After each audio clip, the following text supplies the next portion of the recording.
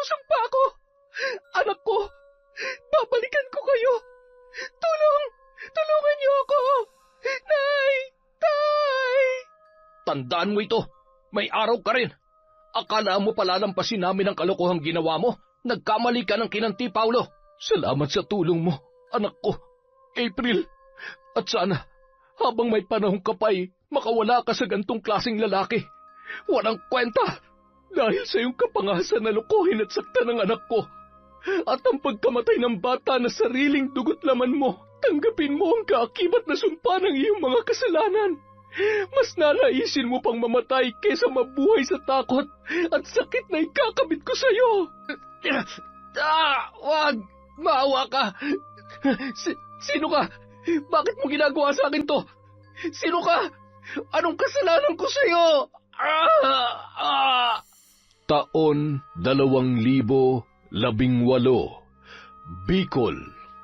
Habang nagluluto ng hapunan ang mag-asawang Marta at Pedro, ay abala naman sa pagsasampay ng mga damit ang kanilang nag-iisang anak na si Riza. Napasilip naman ang dalaga sa dalawang lalaking papasok sa tarangkahan ng kanilang hanap buhay. Ang isa sa mga yon ay si Ivan. Nasa unang taon pa lamang siya sa sekundarya nung umalis yun. Nagmadali naman siyang tapusin ang pagsasampay. May pagkamahiyain kasi si Riza. Napansin naman agad ni Paulo ang dalaga na hindi niya gaanong namukaan dahil natakpan ang mukha noon na mahaba niyang buhok. Pre, mukhang maganda nga dito sa baryo niyo. Bukod sa malamig ang simoy ng hangin, maganda rin ang tanawin. Loko ka ha? Mukhang iba na namang magandang tanawin ang tinutukoy mo. Huwag kang loloko-loko dito. Baka mamaya pagsisihan mo yan. Nay, Tay, nandito na po kami. Bago tuluyang pumasok sa loob ng bahay ang dalaga, ay pasimple pa yung sumilip sa balkonahe nila Ivan.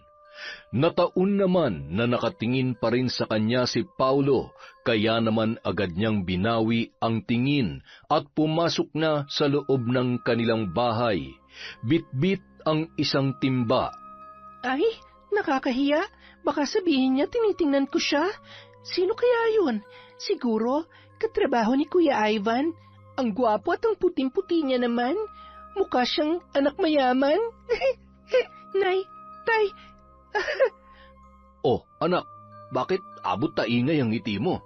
Ako po? Nakangiti? Hindi po kaya. Hindi raw. Maupo ka na nga rito at baka nalilipasan ka na ng gutom. Ma, luto na ba yan? Oh, heto na. Maglagay ka na ng pinggan at maghahain na ako. Oh, ayan, masarap yung ginataang langka. Ano po ang sahog, Ma? Ang sahog? Aba, syempre. Ano nga bang sahog nito, Pa? Ang pinakamahal na sahog ng nanay mo. Pagmamahal. Pasensya na anak at medyo kinakapos tayo ngayon. Hayaan mo, pasasaan ba't makakaluwag-luwag rin tayo.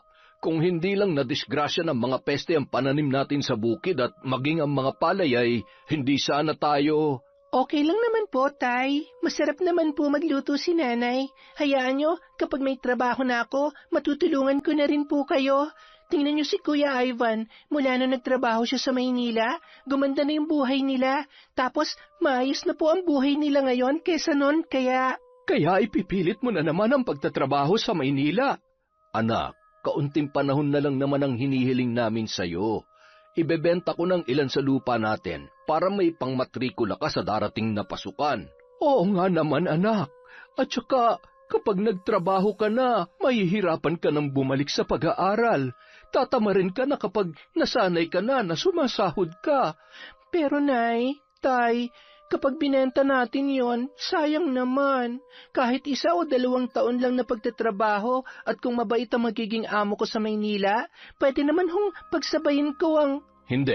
Hindi ka aalis sa bahay na ito. Ano ngayon kung magdildil tayo ng asin o magkandako ba ako sa pag-aararo basta dito ka lang at hindi ka lalayo sa amin ng nanay mo. Hindi mo alam kung gaano kadelikado ang buhay na malayo sa pamilya. Niwala nga tayo ni isang kakilala doon. Pero tay, Sige na, kumain na kayo at magpapahangin muna ako sa labas. Ay, nababakas sa mukha ni Mang Pedro ang pagkadismaya ng mga sandaling yon dahil sa pagpupumilit ni Riza. Sinundan ng tingin ng dalaga ang kanyang ama at yumuko na tila ba nakukonsensya sa kanyang inasal. Anak, intindihin mo na lamang ang tatay mo. Maging ako ay hindi rin mapapakali kung sakaling mapapalayo ka sa amin. Naaalala mo ba nangyari sa tiya mo noon? Yun ang iniiwasan ng tatay mo. Mapanganib at iba ang buhay sa Maynila. Kaya para sa ikapapanatag ng kalooban namin, pakiusap anak, ito na sana ang huling beses na pag-uusapan natin ito. Hindi na lamang umimik ang dalaga. Ipinagpatuloy niya na lamang ang pagkain habang pinipigilang pumatak ang kanyang mga luha. Pakiramdam niya kasi ay wala siyang karapatang magpasya para sa kanyang sarili. Hindi niya na nga malayang magawa ang maraming bagay dahil sa hirap ng buhay ay hindi rin siya makatulong kung paano babangon sa buhay na meron sila. Pagkatapos kumain ay agad niyang hinugasan ang pinggan na kanilang pinagkainan. Lumabas yon ng bahay at naglakad-lakad papunta sa may sapa. Yun ang paborito niyang puntahan kapag malungkot siya o kapag mabigat ang kanyang pakiramdam. Nang makarating doon ay agad niyang hinubad ang kanyang tsinelas at itinabi sa may damuhan. Agad na yung nagtampisaw sa sapa at umupo sa isang malaking bato. Sabay na pabuntong hininga na lamang si Riza. Dumampot yon ng ilang puting bato mula sa mababaw na tubig at inihahagis niya yon sa malalim. nakakainis. Lagi na lang bawal, lahat na lang bawal. Anong akala nila sa akin? Ibon na nakakulong sa hawla? Bakit hindi nila ako hiyaan lumipad at gawin kung anong gusto ko? Ayaw ko ng ganitong buhay. Ayaw ko mamatay na mahirap. Ayaw ko. Matapos humagulhol ay agad yung naglakad papunta sa may kalalimang bahagi ng sapa at lumangoy. Maya-maya, pumikit at nagpalutang-lutang yon upang pakalmahin ang kanyang sarili. Samantala, Grabe, busog na busog ako. Ang sarap talaga ng isda at gulay dito sa probinsya, no? Sinabi mo pa, kaya sobrang nakakamiss ang buhay dito eh. Tahimik, payapa, at hindi usok ng mga sasakyan ang malalanghap mo. Parang ang sarap maligo ah. Wala bang malapit na paliguan dito? Ilog, sapa, o kaya dagat? Meron. Teka lang, sa malapit-lapit muna tayo ha. Sa mga karatig lugar ay merong ilog at medyo malayo-layo ang dagat. Pero huwag ka mag-alala pre, pupuntahan natin lahat yan. Ayos, salamat pre. Pero pre, parang kahit hindi na. Basta ipakilala mo na lamang ako dun sa kapitbahay mong dalaga. Yung nakita natin kanina. Si Riza. Nako, umayos ka pre. Malilintikan tayo sa tatay nun. Pero huwag ka mag-alala. Baka sakali magkaroon tayo ng pagkakataon. O siya, magpalit ka na ng panligo at nang makapunta na tayo sa sapa. agad namang nagpalit ng shorts na panligo ang dalawang lalaki. Hinubad na nila ang pantaas na damit at sinabit sa may sampayan. Masayang nagkukwentuhan ng dalawa habang naglalakad at manghang-mangha naman si Paulo sa ganda ng lugar. Natanaw pa ni Mang Pedro ang dalawang binata na dumaan, ngunit pinagsawalang bahala niya lamang yon. Pumasok na yun sa kusina at saka kumain habang nakikipagkwentuhan sa kanyang asawang si Marta. Ano, hindi na naman kumain na maayos yung anak mo dahil napagsabihan? Kumain naman. Huwag ka na magalit. Para namang hindi mo kilala yung anak mo. Kahit pa anong kagustuhan niya ay tayo at tayo pa rin naman ang susundin niya. Hayaan mo muna. Siguro ay nakatulog na sa kwarto niya yon. Napagod din ata sa paglalaban ng mga damit natin. Sige na, kumain ka na at sisilipin ko muna ang anak mo, ha? Nang puntahan ni Aling Marta ang kwarto ng kanilang anak na si Riza, Nagtaka siya dahil wala doon ang dalaga. Napangisi lamang yon dahil nababatid niya kung nasaan ang kanyang anak. Hindi pa rin nagbabago ang dalaga mo. Hindi talaga. Matigas pa rin ang ulo. Manang-mana sa'yo. Ano, nakatulog na ba sa sama ng loob?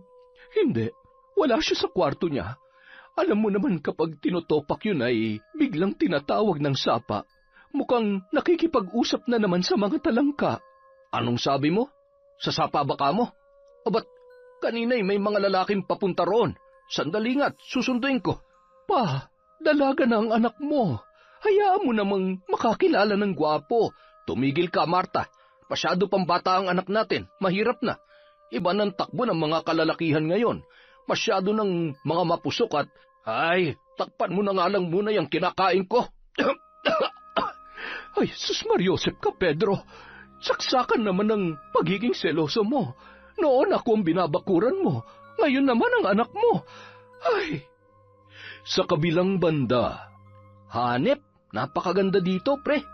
Teka, nakikita mo bang nakikita ko? Ano ba yun?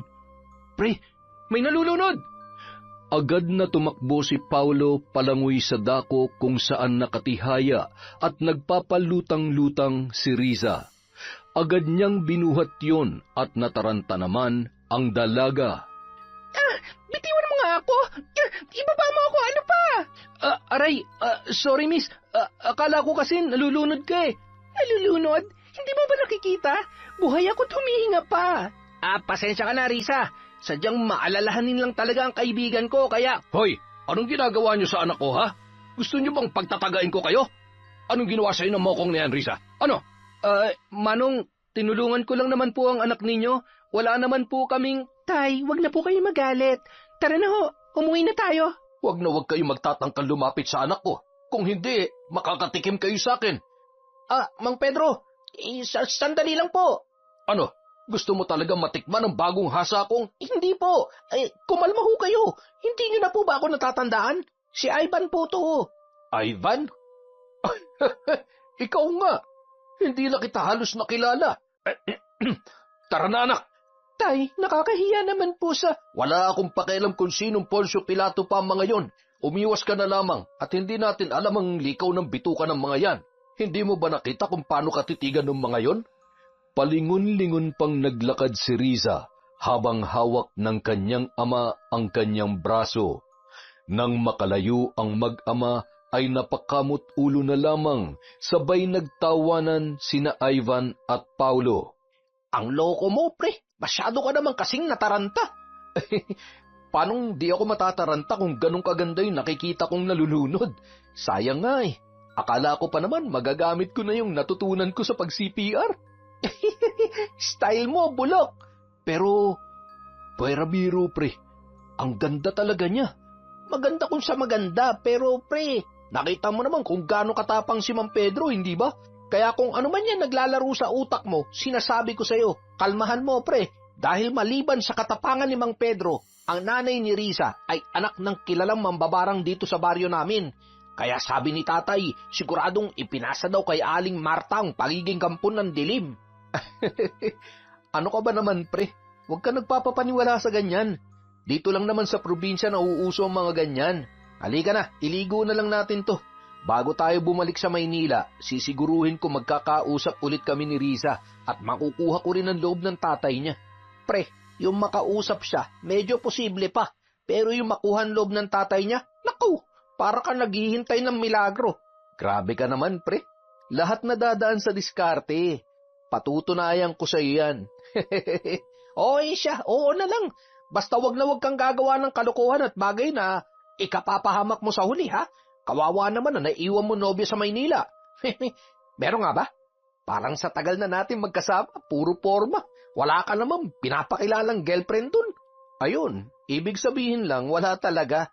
Hindi ako ganun kaswerte sa babae, pre. Baka nga hindi ko pa nahahanap ang para sa akin eh. At sana, dito ko sa probinsya nyo matagpuan ang babaeng hinahanap ko. Malay mo, si Risa na pala talagang para sa akin. Ang lakas ng tama mo, pre! Makalipas ang mahigit 1 linggo, Mahigpit namang pinagbawalan ni Mang Pedro ang kanyang anak na huwag maglalalabas ng bahay at umiwas sa bisita nila Ivan na si Paulo. Ngunit hindi mapigilan ni Riza na humanga sa lalaki, lalo na't hindi niya makalimutan ang maamong mukha noon at magandang pangangatawan. Kaya naman kapag umaalis ang kanyang ina at ama ay nakikipagkita siya sa binata at kung minsan ay pinatatambay niya pa sa loob ng kanilang bahay. Hanggang isang araw, "O anak, ngayong linggo ay madalas kaming gagabihin ng nanay mo sa bukid ha? Ikaw nang bahala dito sa bahay. At yung bilin ko sa'yo ha, huwag ka muna maglalalabas. Sa linggo na lamang at nang masamahan ka ng nanay mo. Bagong palit ang baterya ng radyo, magpatugtog ka na lamang para hindi ka mainip." Pwede naman ho akong sumama sa inyo para makatulong ako. "Huwag na't maraming trabahador doon, baka may manligaw pa sa'yo. Pumirmi ka na lamang dito sa loob ng bahay. Napakainit pati, masisira lamang yung kutis mo." Paano naman ako? Hindi ka ba naaawa sa kutis ko? At isa pa, sige ka, baka may manligaw sa akin doon. Sino naman ang manliligaw sa'yo doon? Ano, mga engkanto? Ay nako, napakasama mo talaga sa akin. Kapag ako nainis, outside ti Colombo ka. Biro lang naman. Wala maglalakas loob na manligaw sa'yo, ma. Aba, takot lang nila. Kung gusto nila ng sakit ng katawan, talaga namang pagbibigyan ko sila. Mabuti naman at nagkakaliwanagan tayo. O siya anak, aalis na kami ha? Kumain ka na lamang dyan. Huwag kang magpapalipas ng gutom. Sige po, Nay, Tay, mag-iingat po kayo. Isara mo ng maayos itong pinto, ha? Opo. Pagkalabas ng mag-asawa, isinara at itinali pa ni Mang Pedro ng maayos ang kanilang tarangkahan.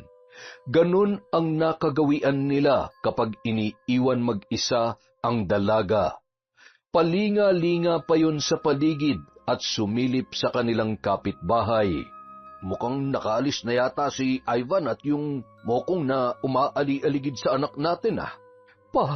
Hindi kaya nasusobrahan naman na ang pagprotekta natin kay Riza? Hindi kaya nasasakal na siya? Baka isipin niya wala tayong tiwala sa kanya. Ma, matalinong anak natin. Siguradong nauunawaan niya tayo. Tsaka para sa kanya naman ang ginagawa natin Hindi sa wala tayong tiwala sa kanya, kundi sa mga taong nakapaligid. Alam mo naman ang panahon ngayon. Tsaka kung may isang bagay man akong iniiwasan, yung maulit pa nangyari kay ate dahil sa labis na pagtitiwala. Ngayon pa ba? Mapakamag-anak o malapit na kaibigan ay kaya ka rin traidorin. Kaya di bali nang walang kinikilalang kaibigan ng anak natin. Basta tayong mag-asawa, puprotektahan natin siya hanggang sa huli nating hininga. Hindi sa lahat ng oras ay buhay tayo. Paano kapag wala na tayo? Sa tingin mo ba, makakabuti na wala siyang ibang matatakbuhan? Tsaka na nga lang natin pag-usapan yan. Bilisan mo na't baka hinihintay na tayo ng mga kasamahan natin. Hindi na lamang umimik pa si Marta dahil nasisiguro niyang mauuwi lamang sa pagtatalo kapag kinulit niya pa ang kanyang asawa. Samantala, agad na nagpalit ng magandang damit si Riza at sinuklay ang mahaba niyang buhok. Halos maligo rin yun sa pabango at kinuha sa bag ng kanyang nanay ang lipstick na sa unang pagkakataon ay susubukan niyang gamitin. Tuwang-tuwa pa siya habang pinagmamasdan yun at agad na nilagyan ang kanyang maninipis na labi. Bagamat hindi sanay na gumagamit ay aksidente niyang naputol yun. Hala! Anong gagawin ko dito? Siguradong pagagalitan ako ni nanay. Ano ba naman yan? Maigi pa itago ko na lang to. Dito, siguro naman hindi na to makikita ni nanay. Pagkatapos maitago ang putol na lipstick, ay muli yung humarap sa salamin at masayang pinagmasdan ang kanyang sarili. Napakaganda ko naman. Siguradong matutuwa si Paulo. Sabi niya, mas lalo akong gaganda kapag nag-ayos ako. Hindi nagtagal, narinig niya na ang malakas na kalabog na animoy tumalon sa kanilang bakod. Aray, napasama yata ang talon ko ah. Ay, wala na bang mas mahirap pa sa ginagawa kong to? Ay, di bali, mukhang sa wakas ay makakatsyempo na rin ako ngayong araw. Paulo, nandyan ka na pala. Ayos ka lang ba? Ayos lang ako. Medyo napasama lang ang talon ko. Wala eh. Hindi natin pwedeng tanggalin ang tali at baka makahalata ang tatay mo. Mapapagalitan ka pa. Oo nga, halika pumasok ka. Gusto mo ba magkape? Mamaya na. Humarap ka nga muna sa akin. Wow! Ang ganda-ganda mo naman, Riza. Siguro kapag bumalik na ako sa Maynila, marami na akong kaagaw sa'yo. Ha? Paano naman hindi naman ako lumalabas ng bahay. At saka, ikaw lang naman ang gusto ko. Ikaw lang naman ang manliligaw ko at...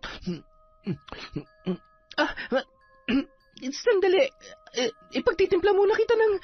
Riza, nandito ako para malaman kung pareho tayo ng nararamdaman. Ngayon ko lang naramdaman to. Sa tingin ko, mahal na kita. Mahal mo rin ba ako? Paulo, ano kasi... Ano? Kung sakaling hindi mo ako mahal, mas mabuti pa sigurong magpaalam na ako. Lalo lamang ako mahihirapan na kalimutan ka. Hindi naman sa ganoon. Natatakot lang ako kasi hindi pa naman kita gaanong kilala. Hindi ba dapat kilalanin muna natin ang isa't isa bago tayo pumasok sa pakikipagrelasyon? Wala ka bang tiwala sa akin? Riza, totoong nararamdaman ko para sa'yo. Kaya kong patunayan yan. Kaya kitang pakasalan at bibigyan kita ng magandang buhay. Buhay na hindi katulad nito. Nakakulong at hindi ka malayang gawin kung anong gusto mo. Maniwala ka sa akin, Riza. Ang pag-uusap ng dalawa ay nauwi sa isang pangyayari na magpapabago sa buhay ni Riza. Ipinagkatiwala niya kay Paulo ang kanyang sarili, bagay na labis namang ikinatuwa ng binata. Huwag mo akong lolokohin, ha? Hindi ko alam ang gagawin ko kapag... Hindi mo alam kung gaano mo ako pinasaya sa araw na ito, Riza. Salamat sa pagtitiwala mo. Huwag ka nang umiyak. Hindi naman kita lolokohin. Kahit magkalayo tayo, palagi pa rin ako maglalaan ng oras para sa'yo. Tatawagan kita palagi, ha? Sabi mo yan, ha? At saka, huwag ka maghahanap ng iba doon. Lagi ka mag-iingat. Hintayin mo lang ako, ha? Babalik ako rito. Pinapangako ko yan. Maniwala ka sa akin. Buong araw na magkasama ang dalawa. Pagsapit ng 4:00 ay pinauwi na ni Riza si Paulo. Maliban sa magliligpit pa siya ay kinakailangan niyang ayusin ang kanyang sarili upang hindi makahalata ang kanyang mga magulang. Mahigpit na niyakap ni Paulo ang dalaga bago tuluyang lumabas ng bahay at muling tumalon sa may katamtamang taas ng bakod. Samantala, nakakunot noon namang palakad-lakad si Ivan at nakahawak sa kanyang baba, habang nag-iisip kung saan pumunta ang kanyang kaibigang si Paulo. Huy! Anong iniisip mo, ha? Oh, buti naman nandito ka na. Saan ka ba nanggaling? Kanina pa kita hinihintay, ah. Akala ko naman nagkandaligaw-ligaw ka na. At bakit ganyang kaganda ang ngiti mo, ha? Pre, nagawa ko. Nagawa mong ano? Nakuha ko na si Riza. Sabi ko naman sa iyo eh. Ano? Gago mo, pre. Hindi ka talaga nakinig sa akin. Naku, patay tayo dyan. Akala mo nagbibiro ako? Kapag nalaman ni Mang Pedro ang tungkol sa inyo, pre, magtago ka na sa pinanggalingan mo. Ay, wag mo nga akong tinatakot. Tsaka, paalis naman na tayo. Paano niya ako hahanapin sa Maynila, ha? Ay, hindi mo ako naiintindihan eh. Isa pa, kawawa naman yung tao. Batang-bata pa si Riza. Paano kung... Ay, ayusin mo na nga yung mga gamit mo. Ako namumroblema sa mga pinaggagawa mo eh. Ano akala mo sa mga dalagang magaganda dito? Putahe na gusto mo lang tikman? Pambira naman talaga oh. Mukhang nagsisisi na ako na isinama kita dito eh. Pagkalipas ng 2 buwan. Ang sakit ng sikmura ako. Nahihilo ako at... Ano bang nangyayari sa iyo, anak? May lagnat ka ba? Ilang araw ka nang nagkakaganyan. Gusto mo bang magpatingin sa doktor? Tawasin kaya kita at baka napaglaruan ka na naman ng engkanto sa sapa. Hindi na ho. Okay lang po ako, Nay. Baka kailangan ko lang pong magpahinga at matulog. Sigurado ka ba? Tumango na lamang ang dalaga at agad na pumasok sa loob ng kanyang kwarto. Habang nagkakape ay malalim naman ang iniisip ni Mang Pedro, sabay na pabuntong hininga. Ay, Ma, wala ka bang napapansin na kakaiba sa anak mo? Ano na naman ba yan, Pa? Huwag mo nga akong pinapakaba. At saka, imposible naman dahil hindi naman siya lumalabas ng bahay. Oo nga, pero paano kung pinasok siya? Palagi natin siyang iniiwan na mag-isa dito. Maliban natin kung may ginagawa ng kalokohan niyang anak mo. Nagpatuloy ang pag-uusap ng mag-asawa. Sa loob naman ng kwarto ay aligaga si Riza habang tinatawagan ang numero na iniwan sa kanya ni Paulo. Mula nung umalis ang lalaki ay 3 beses niya lamang nakausap yun. At pagkatapos ng mga pagkakataong yun, ay hindi na sinasagot ng lalaki ang kanyang mga tawag at mensahe. Hindi pwede to. Kailangan niya malaman ang kalagayan ko. Kailangan kita, Paulo. Kailangan mo kaming panagutan na magiging anak natin. Habang umiiyak, pumasok ang mag-asawa sa kwarto ni Riza. Agad naman na nagpahid ng luha ang dalaga. Bakit ka umiiyak? Ano? Hindi ka na kinakausap ng tatay ng anak mo? Tay, ano pong ibig niyong sabihin? Sa edad kong to, hindi mo na ako maloloko, Riza. Anak, magsabi ka nga sa amin ng totoo. Buntis ka ba? Sinong tatay ng anak mo? Nay, Tay, sorry po. Mahal ko po siya at alam kong mahal niya rin po ako. Kaya niya naman po kaming panindigan, kaya huwag po sana kayong magagalit. Sinasabi ko na nga ba, pagkatapos ka naming ingatan, ikaw rin ang sumira sa buhay mo. Bakit ba napakatigas ng ulo mo, Riza? Gaano ka totoo na paninindigan ka ng tatay niyan, ha? Sino?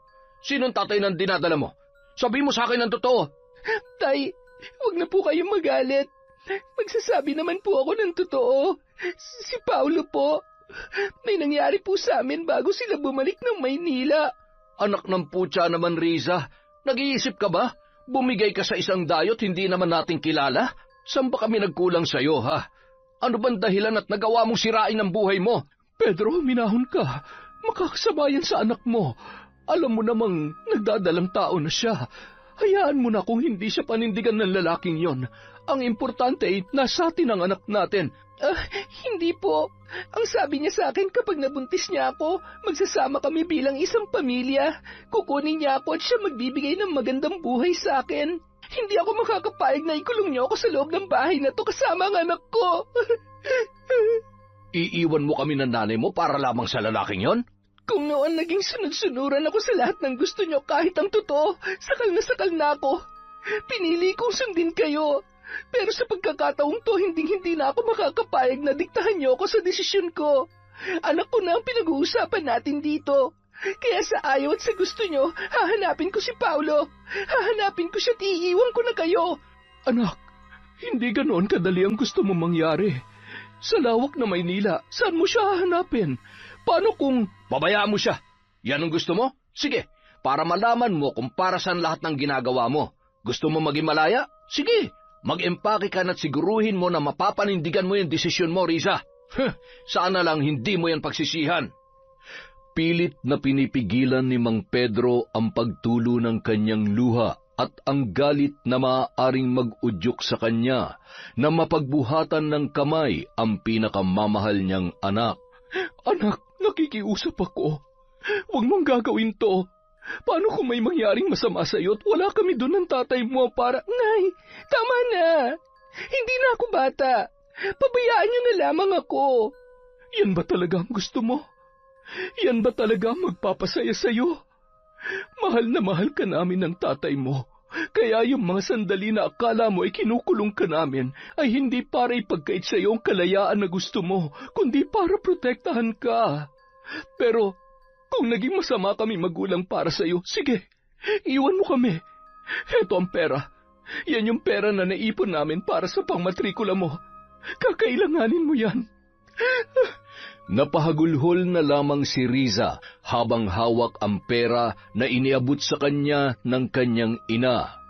Naroon ang takot sa posibleng kalabasan ng naging pasya niya, ngunit yun lamang ang kanyang naiisip na paraan na ikabubuti ng batang kanyang dinadala. Hahanapin natin ang tatay mo. Hindi ko hahayaang habang buhay na lang tayo sa 4 na sulok na bahay na to. Bibigyan kita ng magandang buhay, anak. Buhay na ipinangako sa atin ng tatay mo. Huwag ka mag-alala. Lahat gagawin ko para mahanap lamang siya. Noong araw ding yun, pagkaalis ni Mang Pedro at Marta, ay pumunta si Riza sa bahay ni na Ivan. Nadatnan niya roon ang ama ng binata at nagtanong siya sa eksaktong lugar kung saan naninirahan si Ivan sa Maynila. Hindi na yun nagsayang pa ng oras, kaya naman ng araw ding yun ay bumiyahe siya papuntang Maynila.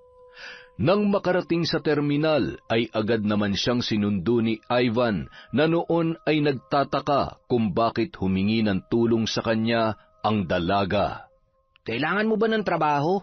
Buti pinayagan ka ng mga magulang mo. Hindi trabahong pinunta ko dito. Pasensya na sa abala. Hindi kasi sinasagot ni Paulo ang tawag ko, kaya ikaw naisip kong makakatulong sa akin para mahanap siya. Ano? Hinahanap mo si Paulo? Bakit? Ano ba nangyayari? Nagdadalang tao ko at siya ang ama. Patay. Matutulungan mo ba ako?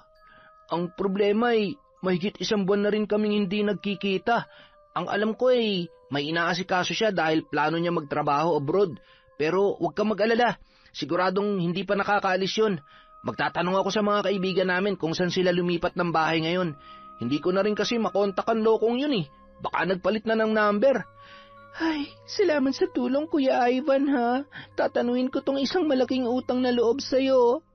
Nakukonsensya tuloy ako sa nangyari sa'yo. Kung hindi ko sinama yung mokong na yun, di sana. Huwag mong sisihin ang sarili mo. At saka, hindi naman ako nagsisisi sa nangyaring to. Mahal ako ni Paulo, kaya alam ko na matutuwa siya kapag nalaman niya na nagdadalang tao ko. Makalipas ang 3 araw, Pasensya ka na, Riza. Hindi kita masasamahan. Basta, ipakita mo lang ang address na yun sa taxi na sasakyan mo. Hindi naman gaanong kalayuan yan mula dito. Mag-iingat ka, ha? Kung may kailangan kay, tawagan mo na lang ako. Kumain ka muna bago umalis at baka mahilo ka na naman. Sige na, papasok na ako, ha? tumango na lamang ang dalaga at nagpasalamat. Pagkatapos mag-asikaso ay agad na rin siyang bumiyahe papunta sa address na binigay sa kanya ni Ivan. Pagkaabot ng pamasahe sa taxi driver ay agad na yung bumaba. Ang ganda naman ng bahay nila. Siguro mayaman sila. Sana naman nandito siya at... Habang nakatayo ang dalaga sa tapat ng gate at akmanas sanang pipindutin ang doorbell, may bigla namang humawak sa kanyang braso. Riza? Paulo? Buti nandito ka. Sandali, anong ginagawa mo dito? Ano ba namang klaseng tanong yan? Hindi ka ba masaya na makita ako? Paulo, buntis ako. Nagbungang... Ano? Sigurado ka ba? Sigurado ka bang ako talagang tatay niyan? Imposible namang isang beses lang na may nangyari sa atin tapos buntis ka na agad. Ano bang ibig mong sabihin? Sinungaling ako? Nagumagawa lang ako ng kwento? Okay, sorry. Huwag ka na magalit. Nabigla lang kasi ako. Lintik, ano bang gagawin ko sa babaeng ito? Hindi pwedeng malaman ni Lola ang tungkol sa amin dahil siguradong... Ay, bahala na. Kung gusto mo talagang magkasama tayo, mabuti pa dito ka muna kay Lola. Nakikitira lang kasi ako dito. Kaya lang, hindi niya pwede munang malaman ang tungkol sa atin. Marunong ka naman yata sa mga gawaing bahay, di ba? Teka, naguguluhan ako. Hindi ito napag-usapan natin noon. Ang sabi mo... Please, Riza, magtiwala ka lang sa akin. Aayusin ko ang lahat. Konting taste lang tapos magsasama na tayo sa iisang bubong. Ha? Magsasama? Hindi ba't papaalis ka? Hindi ako aalis. Bakit ko naman kayo iiwan ng anak natin? Makinig ka, ipapasok kita bilang kasambahay ni Lola, kung okay lang sa'yo. At least dito makakasama kita at mababantayan. Halika na sa loob. Basta sumakay ka na lang sa mga sasabihin ko, ha? Mahal kita at huwag kang mag-alala. Hindi kita pababayaan. At wala nang nagawa pa si Riza. Mas lamang ang sayang nararamdaman niya nung mga oras na yun. Kaya kahit kahina-hinala ang kilos at mga sinasabi ng binata, ay ipinagsawalang bahala niya na lamang yun. Oo, sino ang babaeng yan? Huwag mong sabihin na... Lola, hindi po ba't naghahanap kayo ng kasambahay? Si Riza po, kababaryo ng kaibigan ko. Mabuti naman. Siya, tumuloy na kayo. Sigurado ka bang maaasahan yan sa mga gawaing bahay? Mukhang bata pa't hindi sanay sa... Kaya ko naman po. Mabuti naman kung ganon. Ayaw ko kasi sa lahat ay yung tatanga-tanga at mabagal. Ilagay mo na mga gamit mo sa magiging kwarto mo. Pakilinis na lang at matagal ko nang hindi na ipapalinis yon. Siguradong maraming alikabok, ipis at daga. Bakit? Ayaw mo? Takot ka sa... Hindi ho yan, Lola. Hindi ba, Riza? Masipag ho yan at maaasahan, kaya wala kayong puproblemahin sa kanya. Agad naman na tumungo sa kwarto ang dalaga. Sunod-sunod yung napapabahin dahil sa alikabok.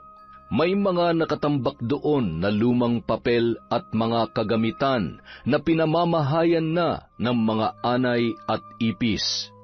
Anong gagawin ko? Takot ako sa mga...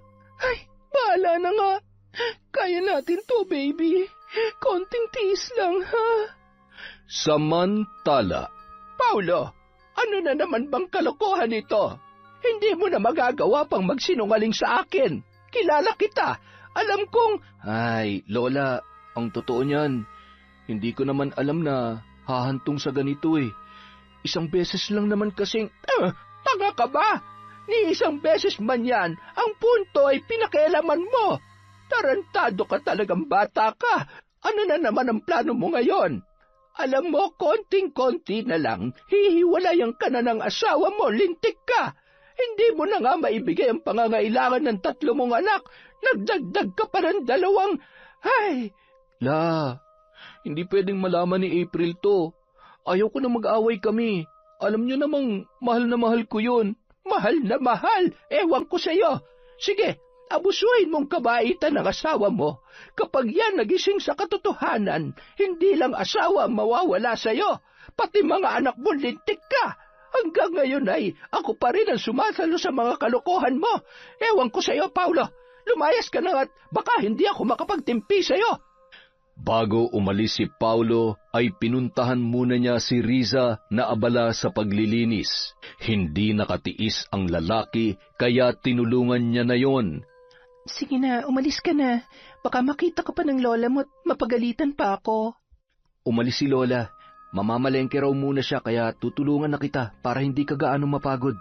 Siyempre, pagkatapos nito, kailangan may premyo ko. Ikaw talaga hanggang ngayon hindi ka pa rin nagbabago. Siyempre. Halos 1 linggo nang natutulog sa bahay ni Lola Doring si Paulo. Nawiwili pa kasi yon sa presensya ni Riza na noon ay magta3 buwan pa lamang ang tiyan. Hindi yon ang unang beses na nambabae siya, kaya tila ba normal na lamang sa kanya ang sitwasyon na yon. Isang araw. Riza, ano ba? Hindi ka pa bababangon dyan? Aba! Lola, lintik kang babae ka. Napakalandi mo. Hindi ka nandito para landiin ang apo ko. Hindi mo nga magawa ng tama ang pinag-uutos ko pero nagawa mong lumandi ng todo. Ambisyosa ka. Tama na po. Nasasaktan po ako. Wala akong pakialam. Talagang masasaktan ka sa akin kaya alamin mo ang lugar mo sa pamamahay ko. Naiintindihan mo? Ha? Opo, aray ko. Bitawan niyo na po ang buhok ko. Maglinis at magluto ka na. Bilis! At ikaw, Paulo, lumayas ka nga muna sa bahay na ito. Naaasiwa ako sa mga pinaggagawa mo. Papatol ka na rin lang naman sa katulong pa. Humahagulhol na tumungo sa kusina si Riza. Halos araw-araw sinasaktan siya ng matandang babae. Nahihirapan kasi siya, lalo na sa paggamit ng mga appliances na hindi naman pamilyar para sa kanya. Kung minsan naman kahit mababaw na dahilan ay binubulyawan siya ng matanda. Maliban doon, tinitipid siya sa pagkain at ang ipinapaulam sa kanya ay ang mga tira-tirang nasa ref na hindi man lamang ipinapainit, kaya naman madalas ay nag-aalburuto ang kanyang tiyan at nagsusuka. Tinitiis niya ang lahat ng yon dahil umaasa at naniniwala si Riza sa mga matatamis na salita at pagmamanipula ni Paulo sa kanya. Samantala, lubos namang nagtataka si April sa ikinikilos ng kanyang asawa. Ramdam na ramdam niya na may kalokohan yung ginagawa. Sa 8 taon nilang pagsasama ay hindi na bago yon para sa kanya. Oh, kumusta? Mga anak, may bisita tayo. Magmano kayo? Mukhang napapadalas ang pag-uwi mo ng maaga. Literal na inuumaga ng uwi. May araw na Ibang klase ka talaga, no? Sana kung gaano ka nagdadagdag ng babae taon-taon, nadadagdagan din ng pera na inaabot mo sa akin para may pampakain ako sa 3 nating anak. Okay lang naman namang babae ka. Sanay naman na ako. Hindi naman ako magkakasakit kung sakali man. Ang akin lang, sana unahin mong obligasyon mo sa mga anak mo, kahit wag mo na akong isipin dahil tanggap ko naman na yon. Ay, ang dami mo namang sinasabi. Wala akong ginagawang masama. Doon ako natutulog kay Lola dahil masama ang pakiramdam niya. Alam mo naman, mag-isa lang yun sa bahay. Mga anak, gutom na ba kayo? Sandali lang ha. Magluluto lang muna ng almusal si tatay. Sinungaling. Malalaman ko rin kung sino yung bagong kinalolokohan mo. At kapag nagkataon, pagbubuhulin ko kayo. Gago, akala mo mapapaniwala mo ako? Humanda ka sa akin. Kinabukasan. Riza! Riza! Tingnan mo nga ito! Bakit hindi na gumagana ang rice cooker ko? Anong ginawa mo dito? Alam mo bang ang mahal-mahal ng pagkakabili ko dito? Ilang beses ko bang sasabihin sa'yo na punasan mo na maayos? Napakabobo mo! Wisit ka talaga! Wala ka nang ginawa kundi sirain ang mga gamit ko. Wala ka nang sasahurin sa akin dahil kung tutuusin, kulang na kulang pang sahod mo na pambayad sa mga sinira mo. Aray ko, tama na ho. Nasasaktan ho ako. Hindi ko naman ho sinira yan. At talagang tumatanggi ka pa. Punong-puno na ako sa'yo. Isang-isa na lang, Riza. Palalayasin na kita. Wala kang kwenta. Huwag po. Huwag niyo po akong paalisin. Parang awa niyo na po. Okay lang ho kahit wala ho akong sahod. Basta hayaan niyo lang po akong tumira dito. Kinagabihan. Oh, bakit ang dami mong pasa? Sinaktan ka na naman ba ni Lola? Ay, huwag mo nang intindihin yon. Mawawala din naman yan. Okay lang ako, Paulo. Alam mo naman na handa ako magtiis. Sabi mo naman kapag medyo malaki na ang tiyan ko ay uupa na tayo ng sarili nating bahay, hindi ba? Ay, yan nga rin ang pinoproblema ko Dahil wala akong sapat na pera para... Ganun ba? Kung wala talaga, ayos lang naman. Kaya lang, paano kapag manganganak na ako? Iniisip ko rin na mahihirapan ako magtrabaho kapag malaki na ang tiyan ko. Ayaw mo bang bumalik sa probinsya? Habang nagtatrabaho ko dito, padadalhan na lang kita. Tapos bibisitahin kita doon kahit 2 beses sa isang buwan. Okay na ako dito. Bahala na. Ayaw ko munang bumalik sa amin. Siguradong masama pa rin ang loob nila sa akin. Gusto ko rin patunayan sa kanila na hindi ako nagkamali ng desisyon na piliin ka.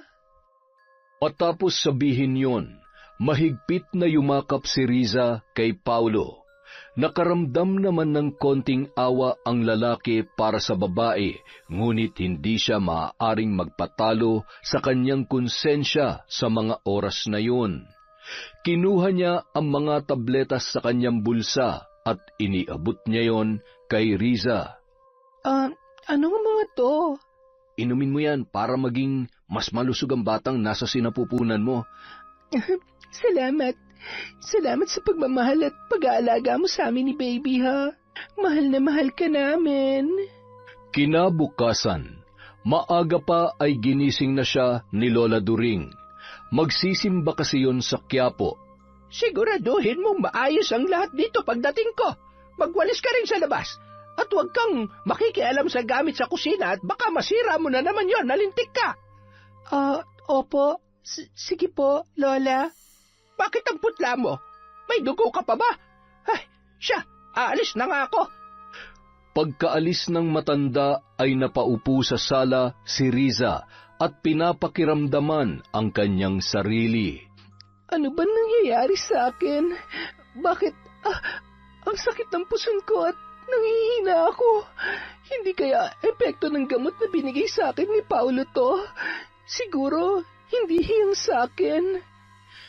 Kahit masama ang pakiramdam, ay nagpumilit pa rin yung magwalis sa labas ng bahay hanggang sa tumindi ang sakit na kanyang nararamdaman. Ang sakit! Tulong! Ang baby ko! Bakit ako tinudugo? Tulong! Isang babae ang noon ay sumaklolo sa kanya. Hindi naman ganun kalala ang pagdurugo, ngunit sinamahan pa rin siya noon sa malapit na klinik. Doon ay nalaman nila na ang gamot na pinainom sa kanya ay pampalaglag ng bata. Binalaan din si Riza ng babae na mag-ingat at kilalanin ng husto ang ama ng batang kanyang dinadala. Hindi naman nagpakilala kung sino yon, ngunit labis na nagpasalamat si Riza sa tulong nito. Agad niya ring tinawagan si Ivan para ipaalam ang nangyari sa kanya. Dahil pinagbawalan siyang kumilos ay hindi niya nagawa ang mga ipinag-uutos ni Lola Doring. Kaya naman, galit na galit yon na sumugod sa kanyang kwarto. Ang kapal na mukha mo para humilata lang dyan. Halika dito, kunin mo yung bag mo at lumayas ka na sa pamamahay ko. Bitawan niyo ako. Ano ba? Sobra na to. Sumusobra na kayo sa pananakit at pangahamak niyo sa akin. Ayan, hindi mo ba nakikita? Buntis ako. Buntis ako at muntik na malaglag ang dinadala ko dahil sa kagagawa ng apo niyo. Sabihin niyo nga sa akin ang totoo. May kinalaman ba kayo dito? Ha? Buntis ako at ang apo niyo ang tatay nito. Apo niyo rin ang batang nasa sinapupunan ko. Kaya magsabi kayo ng totoo. Kayo ba nag-utos sa kanya na painumin ako ng... Huwag mo ako masigaw-sigawan. Hindi ko matatanggap ang batang yan. Ambisyosa ka. Lumayas ka. Nalirinig mo ba ako? Lumayas ka. Nagmamatigas ka. Pwes, halika dito. Aray ko, bitawan niyo ako. Kinaladkad ng matanda papalabas ng bahay si Riza. Malakas ang buhos ng ulan noong mga oras na yon. Matapos itulak ay napaupo pa yun sa lupa, hawak ang kanyang tiyan at patuloy sa paghagulhol. Hindi pa yun nakontento, itinapon pa sa may bandang tiyan ang bag ni Riza dahilan para mamilipit yon sa sakit. Humalakhak pa ang matanda bago isinara ang kanilang pintuan. Bahala ka dyan. Mamatay ka sana sa lamig. Ang kapal ng mukha mo, nakakagigil ka. Habang humahagulhol si Riza, ay naramdaman niya ang malakas na bulwak ng dugo sa kanyang puwerta na animoy may kasama ng laman. Sa pagkakataong yun ay nababatid niya na tuluyan nang nawala ang bata sa kanyang sinapupunan. Mga hayop kayo! Pagbabayaran yung lahat ng ito! Isinusumpa ko! Anak ko! Babalikan ko kayo! Tulong! Tulungan niyo ako! Nay! Tay! Yun ang huling nasambit ni Riza bago siya nawalan ng malay. Maya-maya, nagmamadali namang bumaba ng taxi si Ivan. Nakita niya ang nakahandusay na si Riza sa lupa. Mababakas ang dugo sa bestida nito na umagos hanggang sa kanyang paa. Riza! Riza, gumising ka! Isinugod ni Ivan si Riza sa ospital. Nang magising ang dalaga ay hawak ni Ivan ang kanyang kamay, habang nakatango ay nakatulog na sa tagiliran ng kanyang higaan. Nang igalaw niya ang kanyang kamay ay agad namang nagising ang binata. Hindi pa siya tuluyang makapagsalita habang sinasariwa sa isip kung ano ang mga nangyari. Magpakatatag ka. Hinihintay ka pa ng mga magulang mo, Riza. Huwag ka mag-alala, magiging maayos din ang lahat. Kung alam ko lang na ganitong sasapitin mo, hindi ko na sana hinayaan pa na magkita kayo ni Paolo. Patawarin mo ko. Napakasinungaling niya. Hayop siya. Sinira niya ang buhay ko. Pinatay nila ang anak ko. Mga hayop sila. Hindi ko sila mapapatawad. Kinaumagahan, ikinagulat ni Riza ang pagdating ng kanyang nanay at tatay. Anak, sobrang nag-alala kami sa iyo. Bakit naman kasi ang tigas-tigas ng ulo mo? Tingnan mo nangyari sa iyo. Bakit po kayo nandito? Hindi ba dapat pabayaan niyo na lamang ako? Hindi ako naging mabuting anak sa inyo. Kasalanan kong lahat ng ito dahil hindi ako nakinig at sinuway ko kayo. Pabayaan niyo na lamang po ako, Nay, Tay. Hindi ako karapat-dapat sa pagmamahal niyo dahil salbahe ako. Masama akong anak at hinayaan ko na mawala sa akin ang anak ko. Wala akong kwentang ina. Anak, tama na. Marahil ay nagkamali ka. Pero kahit anong mangyari, anak ka pa rin namin. Naligaw ka ng landas, pero alam namin na babalik at babalik ka. At kami bilang mga magulang mo, ilang beses ka magkamali, nandito kami para tulungan ka na itama ang mga pagkakamali mo. Sasamahan ka namin bumangon, katulad nung maliit ka pa. Ilang beses ka mamadapa at masugatan, lagi pa rin kaming nandito ng tatay mo. Mahal na mahal ka namin, anak. Salamat, Ivan. Kung hindi dahil sa iyo, baka kung ano na nangyari sa anak namin. Ay, walang anuman po. Pasensya na po talaga.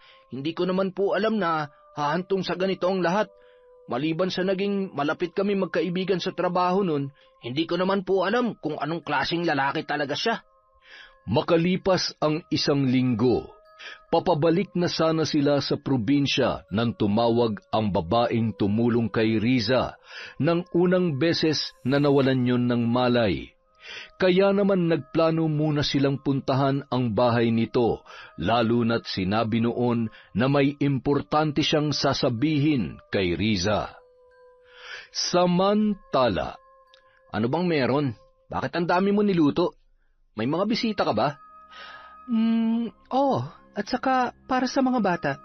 Unang sahod ko kasi ngayon sa online job ko, kaya syempre, kailangan mag-celebrate. Maupo ka na't ang mga bata. Paparating na rin naman ang mga bisita ko.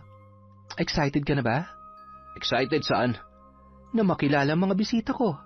Malay mo, kilala mo rin sila. Ay, kinakabahan ako ah. Parang ngayon lang ulit kita nakitang ganyang kasaya.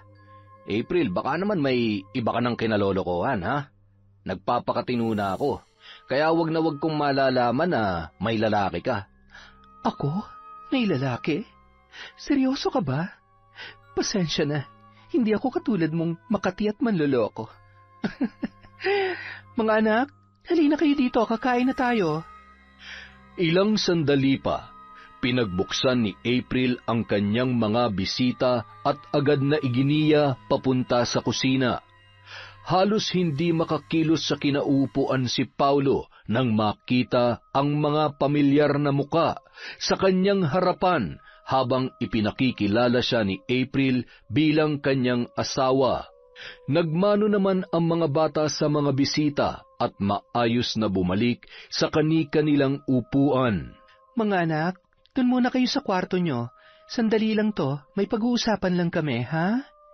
Agad namang nagtakbuhan ang mga bata papunta sa kanilang silid. Pipi yata ang asawa mo, iha, at mahihain ah. Tingnan mo. Sira ulo ka. Tila blanko ang isip ni Riza nung mga oras na yun. Napatuloy lamang sa pagbuhos ng luha ang kanyang mga mata. Gusto niya na lamang matunaw sa kanyang kinatatayuan nang malaman ang sikreto ni Paulo. Naninikip ang kanyang dibdib habang nakakuyom ang palad at nagtatakbo yun sa labas na agad namang sinundan nina Ivan at Aling Marta. Tandaan mo to, may araw ka rin. Akala mo palalampasin namin ang kalokohang ginawa mo. Nagkamali ka ng kinunti, Paulo. Salamat sa tulong mo sa anak ko, April. At sana habang may panahon ka pa, makawala ka na sa ganitong klaseng lalaki. Walang kwenta. Dinuro pa yun ni Mang Pedro bago tuluyang umalis. Paano mo nagawa sa akin to? Ha? Asawa mo ko? Bakit? Hindi ka naman naging mabuting asawa at lalong hindi ka naging mabuting ama. Nagagalit ka? Pues mas kinakasuklamang kita. Ang tagal ko nang hinihintay ang pagkakataong ito. Ang isampal sa iyo ang bunga ng pagtataksil, kasinungalingan at pagiging irresponsable mo. Ngayon din, tinatapos ko na ang ugnayan natin. Sa papel na lamang tayo kasal. At darating ang araw, makakawala rin ako sa kasal natin. Makakaalis ka na. Naririnig mo ako? Lumayas ka na at magsama kayo ng lola mo. Pagod na akong umiyak at magmakaawa na magbago ka. Tama na. Kaya ko nang buhayin ang mga anak ko. Sawang-sawa na ako sa iyo. Makalipas ang 1 linggo, mula nang makabalik sa probinsya sina Riza. Parang dinudurog ang puso ko kapag nakikita kong nagkakaganyan ang anak natin. Namimiss ko na ang mga halakhak niya pa. Pasasan ba't makakaganti rin tayo? Pagsisisihan ng lalaking yon at pagbabayarin ko siya sa lahat ng kanyang ginawa.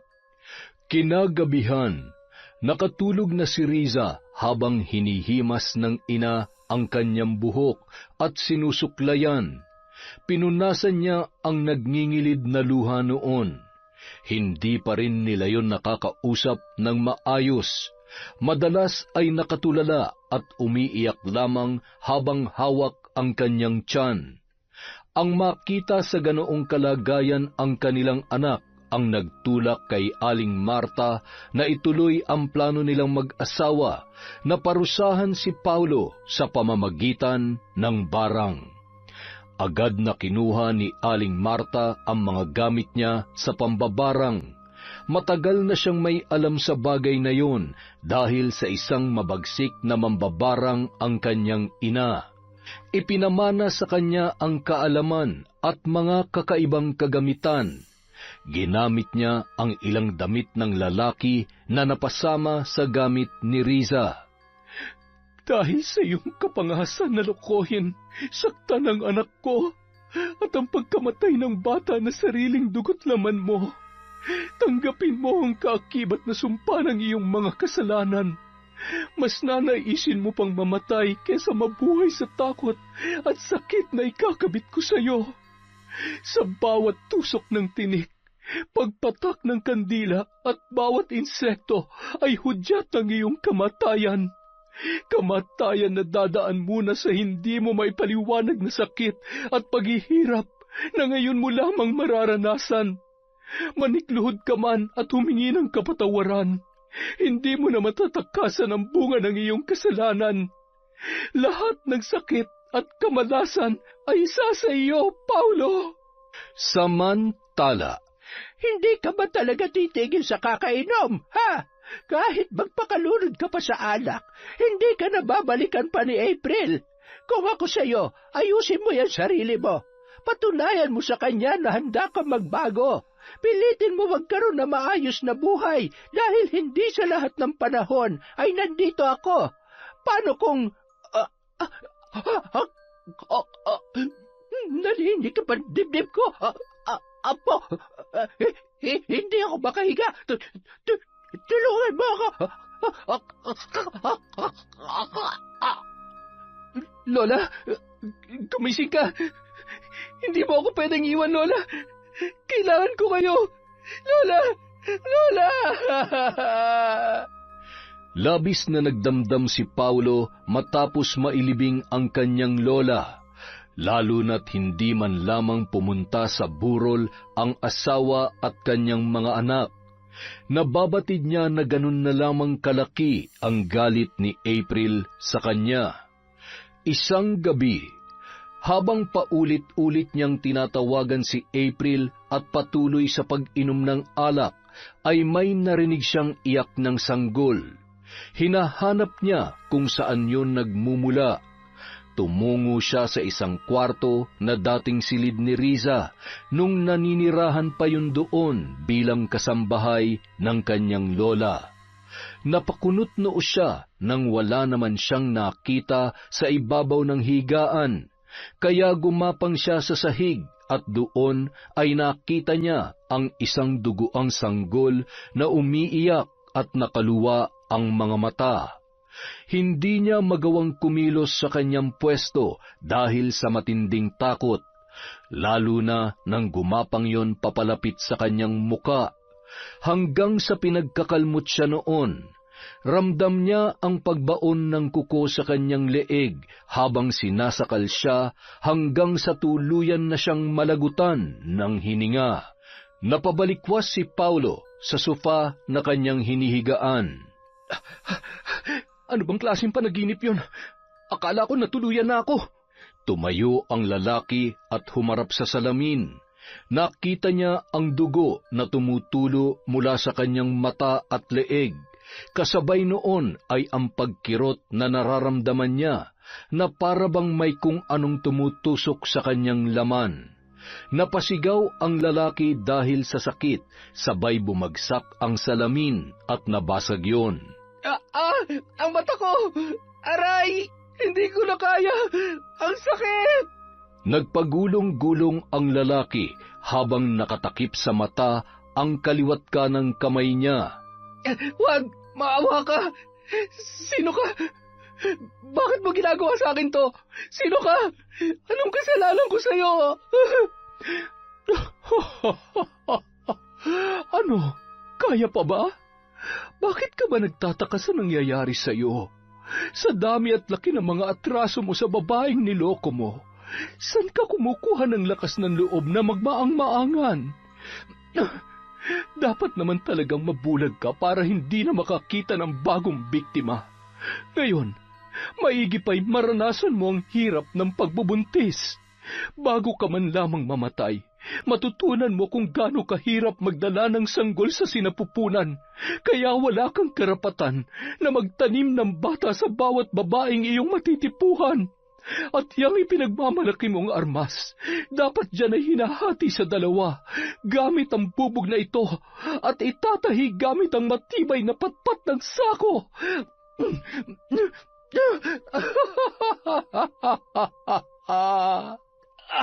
Ang tiyan ko! Bakit lumalaki ang tiyan ko? Tulong! Napakaingay mo. Mukhang kailangan ko munang tahiin yung bunganga mo. Naririndi na ako sa'yo. Oh, ayan. Ayos ba? Di nanahimik ka na ngayon. Ang ingay-ingay mo kasi. Wala mang nakikita ay ramdam na ramdam ni Paulo ang pagbabago ng kanyang katawan. Napahiyaw yun nang maramdaman niya ang pagtilamsik ng dugo sa kanyang ari na animoy hinati. Halos mapatiran siya ng hininga nang maramdaman niya ang pagbaon ng malaking karayom at sinulid sa kanyang laman, hanggang sa tuluyan na yung mawalan ng malay. Kinaumagahan, nagising si Paulo na masakit ang ulo. Nagkalat ang dugo sa sahig, kaya nababatid niyang totoo ang laman ng kanyang panaginip. Bakit nakakakita na ulit ako? Ano ba talaga nangyayari sa akin? Nababaliw na ba ako? Pero hindi. Sigurado ako sa nangyari kagabi. Panaginip lang ba talaga yun? Bahala na nga. Sa tuwing sumasapit ang gabi, nanunumbalik ang sakit na kanyang nararamdaman. Hindi siya makakita at makapagsalita. Hanggang sa isang umaga, araw ng Biyernes, nagising siya na punong-puno ng pasa ang kanyang mga braso at muka. Ang paa niya ay nangingitim na tila ba nabubulok at may tumutubong kung ano-ano na madalas ay dumadapo sa kahoy na nabubulok. Hinimas niya ang kanyang tiyan at ramdam niya ang kirot noon. Kapag kanyang nadidiinan ay nabubulabog ang laman, na animoy may mga mahahaba at matatalas na galamay. Napahagulhol si Paulo nang maalala niya ang sinabi ni Ivan tungkol sa mambabarang. Noon niya napagtanto na posibleng totoo nga yun. Sobra na. Hindi ko na kaya. Hirap na ako. Patayin mo na lamang ako kaysa pahirapan mo ako ng ganito. Patayin mo na lamang ako. Alam ko malaking kasalanan ko kung sino ka man. Patawarin niyo ako. Pakiusap. Wala naman lang saysay ang buhay ko. Iniwan na ako ng asawa at anak ko. Wala na ang lola ko. Wala na akong trabaho. Ano pa bang hinihintay mo? Patayin mo na lamang ako. Napahawak si Paulo sa kanyang tiyan na animoy humihilab. Pakiramdam niya ay mapapatiran na siya ng hininga sa sobrang lakas ng mga puwersa ng mga naggagalawang insekto sa loob noon. Hanggang sa may mga naglabasan sa kanyang ilong, tainga at muling tumutulo ang dugo sa kanyang mata. Ibinukanon ang kanyang bibig at sumuka ng kung ano-anong di pangkaraniwang bagay na may mga halong putik at buhangin hanggang sa bawian na yon ng buhay. Nang araw ding yun, dala-dala ni April ang dokumento na papipirmahan niya sana sa lalaki. Pumatak ang luha ni April nang makita sa ganoong kalagayan ang ama ng kanyang mga anak. Ngunit mas nanaig ang galit sa ginawa nito sa kanya.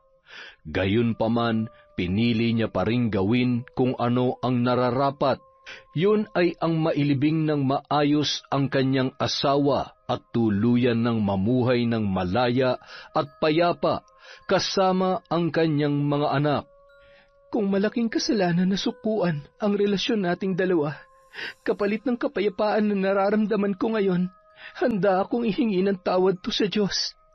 Pero alam mo kung gaano ko nagtiis at naghirap sa ilang taong pagsasama natin. Kung meron man akong pinakatamang nagawa, yun ay ang tulungan si Riza. Sana mahanap mo ang kapayapaan sa pangalawang buhay. Sa kabilang banda, Nay, Tay, nagugutom po ako. Salamat sa Diyos at nagsasalita na ulit ang anak ko. Ay, sandali lamang anak. Maghahain lamang si tatay, ha? Anak, tumawag pala si Ivan. Ang sabi niya ay uuwi daw siya sa susunod na buwan. Kinukumusta ka niya? Magpalakas ka na raw at tutulungan ka niya magkaroon ng maayos na trabaho. Hay, nakakahiya naman kay Kuya Ivan. Lagi na lang niya akong tinutulungan. abay, dapat lang dahil... Pa, ayan ka na naman. Ay, oo na. Siya, anak, bumangon ka na at kumain ka na. Masarap yan. Siyempre, luto ng nanay mo yan at ako ang naggayat. Kumain ka na marami, ha? Masaya namang pinagmamasdan ng mag-asawa na halos maubos ang laman ng pinggan ni Riza. Nangangayayat na rin yon dahil sa labis na depresyon na kanyang pinagdadaanan. Nay, Tay, salamat po. Sa kabila ng mga kasalanan ko sa inyo, hindi niyo pa rin ako pinababayaan. Akala ko hindi niyo na ako matatanggap kaya kahit nahihirapan na ako sa pananakit ng lola ni Paulo ay hindi ko naisipang bumalik na lamang dito. Hindi ko rin ipinaalam agad kay Kuya Ivan dahil ayaw ko na rin siyang maistorbo.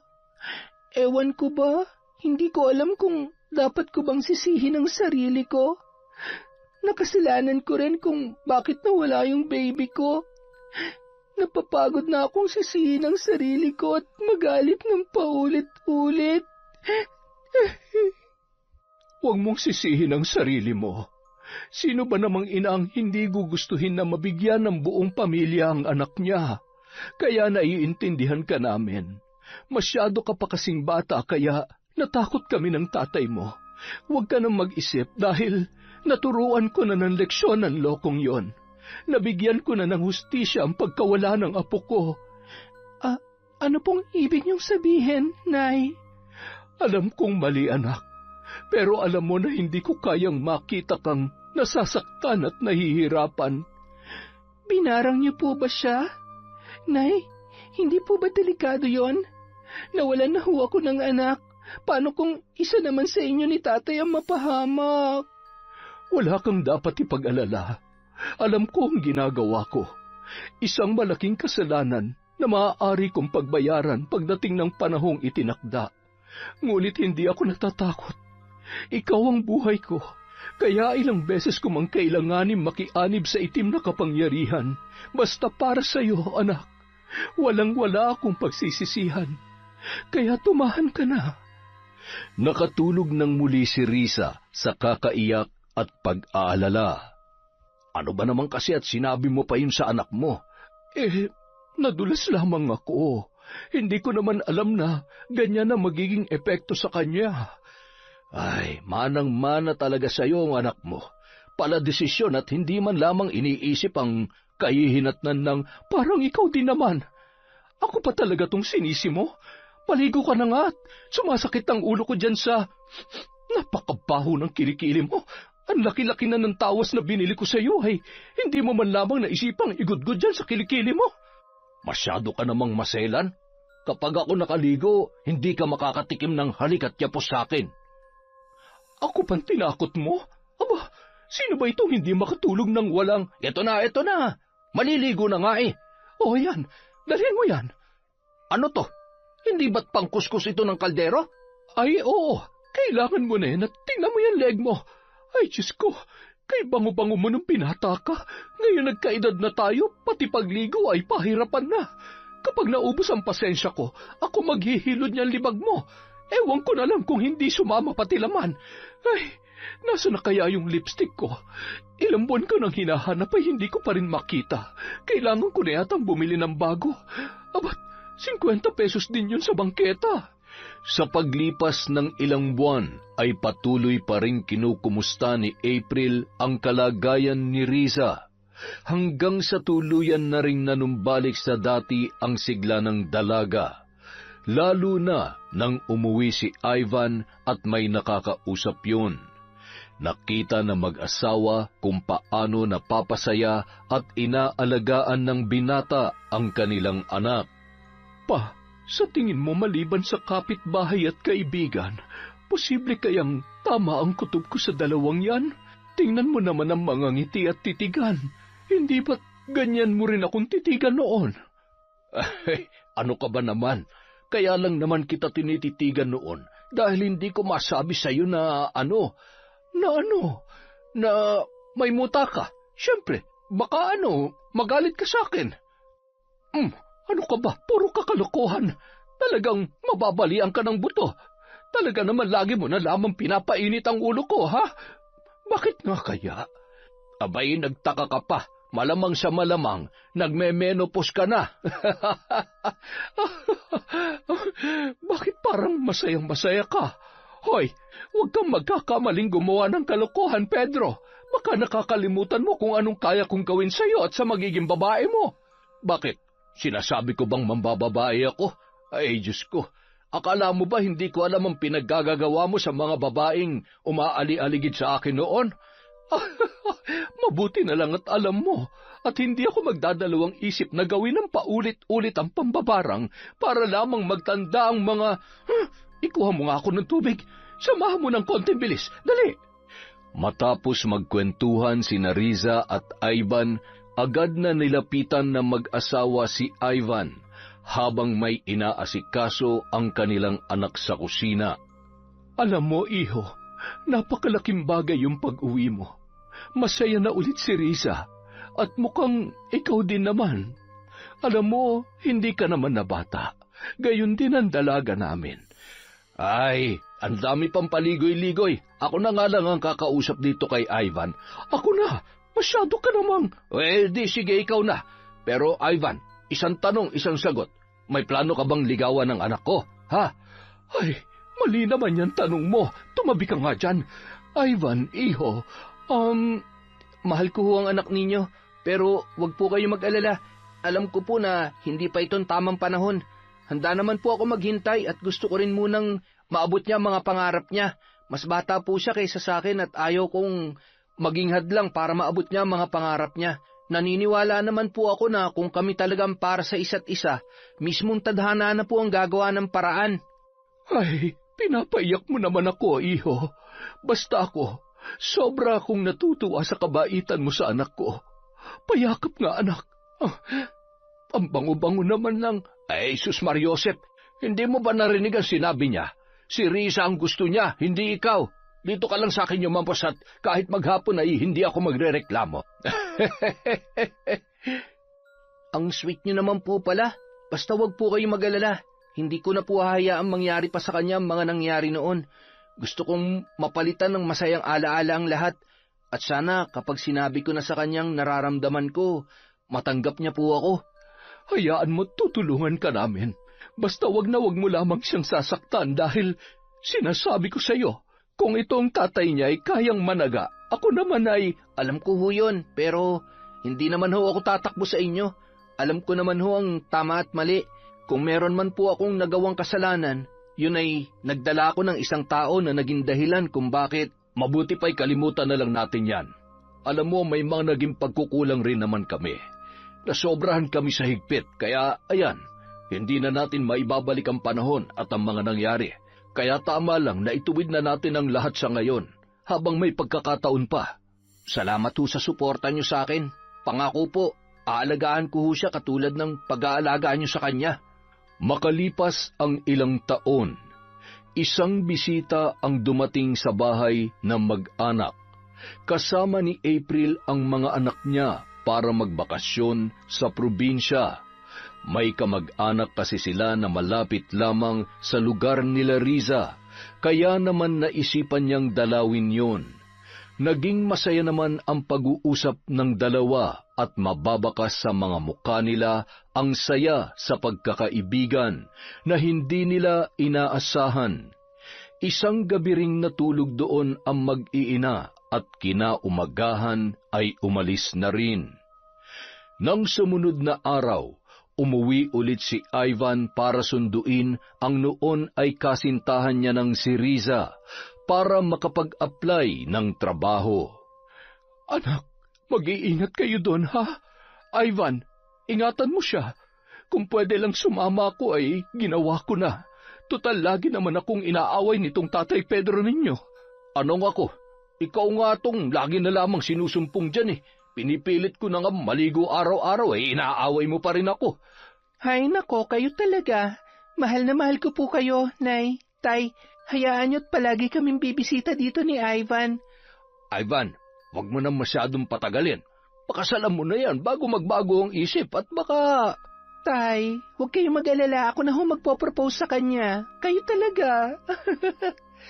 Ikampante niyo ang isip ninyo. Mag-enjoy ho kayo na walang inaalalang anak na matigas ang ulo. Ako na pong bahala sa dalaga ninyo. Mamahalin ko siya ng buong buo. Pagbalik ho namin dito, ano po bang gusto nyo? Isang apo? Dalawang apo? Abat, gawin mo na kayang 3 para maraming hinahabol-habol at sinasaway si Pedro. Siya, mag-iingat kayong 2. Mahal na mahal namin kayo. Masayang-masaya ang mag-asawa na kumakaway kina Riza at Ivan na noon ay naglalakad bit-bit ang kanilang mga bag papunta sa sakayan. Naalala mo dati nung siguro grade 1 ka pa lang nun at grade 6 ako? Ako nagtatanggol sa'yo kapag inaaway ka ng mga kaklase mo. Oo, hindi ko naman nakakalimutan yon. Kinakarga mo pa nga ako pauwi kapag wala pa si tatay para sunduin ako. Siguro, misyon mong alagaan ako habang buhay. Kaya pati sa malalaking problema, ikaw ang kasama ko. Parang ako naman ang nagbigay ng malaking problema sa'yo, kaya kapag iniisip ko yun, ewan ko ba, naiinis ako sa sarili ko? Love, kalimutan na natin yon. Tapos na yon. Hindi mo kasalanan at lalong hindi mo ginusto yon. I love you. Mas sobrang mahal na mahal kita at ayaw ko nang makita ka pang umiiyak dahil malungkot o nasasaktan ka. Gusto ko ikaw ang magiging pinakamasayang girlfriend at syempre, magiging asawa ko na. Samantala, Hoy, ano ba't nakatulala ka dyan? Umiiyak ka? Ako? Umiiyak? Ano akala mo sa akin? Sus, umiiyak ka nga eh. Ay nako, namimiss mo na naman ang anak mo, no? Abay, nasa terminal pa lang yon. Pwede mo pang pigilan kung gusto mo. Ay, puro ka na lamang kalokohan. Yakapin mo na nga lang ako. Nalulungkot ako. Dalian mo. Huwag ka na malungkot. Masayang-masaya naman na ang anak natin. Ma, alam mo, nagsisisi ako na isa lang ang anak natin. Dapat pala 3 o 5 para kapag may nag-aasawa may naiiwan pa dito sa bahay. Tingnan mo, napakalungkot na. Humihirit ka pa talaga eh. Hindi na nga natin maibigay ang masaganang buhay sa anak nating nag-iisa. Tanggapin na lamang natin yon. Anak lang natin siya. Hindi natin siya pag-aari. May sarili na siyang buhay. At tayo, habang buhay natin siyang susuportahan sa kung anumang makabubuti para sa kanya. Huwag ka nang umiyak, mahal kong asawa.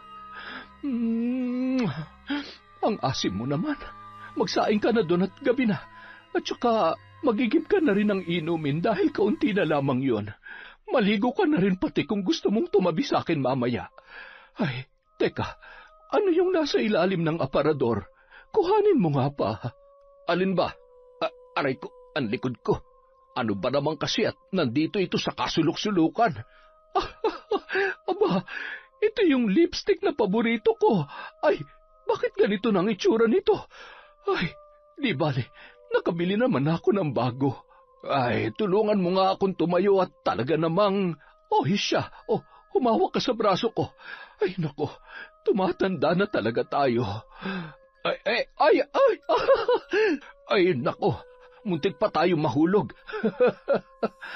Ay, ang ganda pa rin talaga ng misis ko kapag tumatawa. Yon, napakaganda na naman po ng kwento natin ngayong araw. At dahil dyan, meron na naman tayong shout out. Simulan natin kay Giselle Colamar, kay Maria Fe Boy Banting, hi kay June Galedo, hello kay Frederick Gana-Gana, hello din po kay Caroline Doong, kay Ami Viray from Talim Island, Binangonan, Rizal. Hello po kay Jenjen Vlog from Taiwan. Shout out kay Mel Gomez from Dubai, kay Mami from Doha, Qatar. Hello po kay Alma Naong, kay RV10, kay Jonah Libetario from Saudi Arabia. Hi po kay Gemma Kalibayan from Kuwait, kay Chloe Dia. Hi kay Willie Galvez, kay Michelle Esperon, I Love Resort Pinay, kay Arlene Lebra. Shoutout din po kay Genevieve Virtusio, kay Jeanette Sanico. Hi po sa mga taga Lelemaan, Pangasinan from Ginaline Sibayan. Hi kay Princess Alexis Grefaldia at Maria Grace Grefaldia. Hello po kay Jeanette Takazawa, kay Ryan Alva, Loretta Bobes, Riza Kahayag at Elidia Bobes. Hi po kay Emrose Strong FW, kay Jeneline Mix Vlog, kay Zairab Sharif. Hello po kay Glenda Galido, kay Miss Maura, kay Estelita Reyes. Shout out po kay Mia Aspa, kay Eric Umali, kay Wilma Cruz from Quezon City, kay Justine Grace Dignos. Hi kay April May, kay Doris June Subere at Tanggote family from Bacolod. Hi kay Mukbanger 21 Mix, kay Alfredo Alano. Hello po sa lahat ng taga-Antipolo dyan. Sa Soto at Gabriel family from Candao Uy, Dumaguete, from Cataleja, Soto. Maraming salamat po sa walang sawang pagsuporta sa Kwentong Enteng.